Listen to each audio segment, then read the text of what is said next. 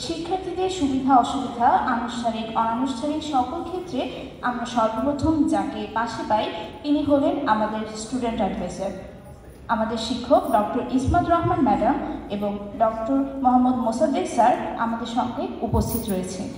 এ পর্যায়ে মাননীয় student adviser ম্যাডামকে সকলের উদ্দেশ্যে বক্তব্য প্রদানের জন্য আন্তরিক অনুরোধ জানাচ্ছি।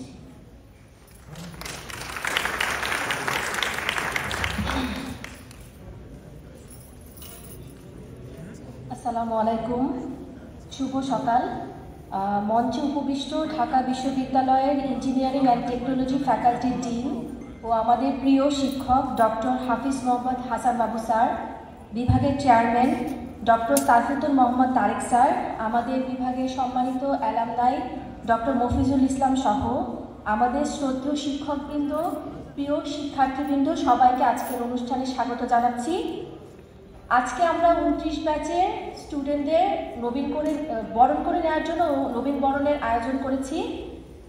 আসলে ওরা গত বছর আগস্ট মাসে ক্লাস শুরু করেছে, এখন ওরা ফার্স্ট সেমিস্টার শেষ করে ফার্স্ট ইয়ার সেকেন্ড সেমিস্টারে আছে। যেহেতু আমরা করোনা পরিস্থিতির কারণে একটা রিকভারি প্ল্যানের মধ্যে দিয়ে যাচ্ছি, আমাদের 6 মাস পর পরই একটি নতুন ফার্স্ট ইয়ার আসছে।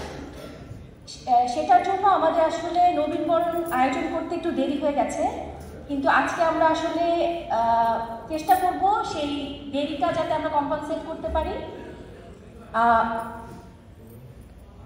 আর আমরা ফার্স্ট ইয়ারে যারা তোমরা এসেছো নবীন হিসেবে, তোমরা তো স্কুল কলেজের গণ্ডি পেরিয়ে একটা কঠিন প্রতিযোগিতামূলক পরীক্ষার মাধ্যমে ঢাকা বিশ্ববিদ্যালয় কম্পিউটার বিজ্ঞান এবং প্রকৌশল বিভাগে ভর্তি হতে পেরেছো দেখে তোমাদের অনেক অভিনন্দন জানাই। আমি আশা করি আগামী 4টি বছর এই ডিপার্টমেন্টে তোমাদের পথ চলা অনেক সহজ হবে। আমরা যারা আছি শিক্ষকরা, স্টাফরা, তোমাদের সিনিয়ররা সবাই তোমাদেরকে সহযোগিতা করব। আর যারা আমরা এর সাথে সাথে 24 ব্যাচের বিদায়ী শিক্ষার্থীদের বিদায়ী সম্বর্ধনা জানাচ্ছি 25 ব্যাচের, কিন্তু আজকে মনে হয় না কেউ এখন উপস্থিত হয়েছে।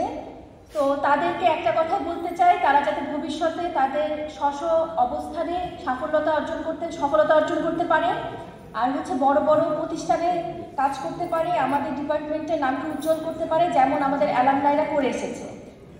অবশেষে আমি শুধু ধন্যবাদ জানাতে চাই আমাদের সেকেন্ড ইয়ারকে, কারেন্ট সেকেন্ড ইয়ার 28 ব্যাচ, যারা অনেক কঠোর পরিশ্রমের মাধ্যমে এই অনুষ্ঠানটা আয়োজন করার জন্য অনেক কঠোর পরিশ্রম করেছে।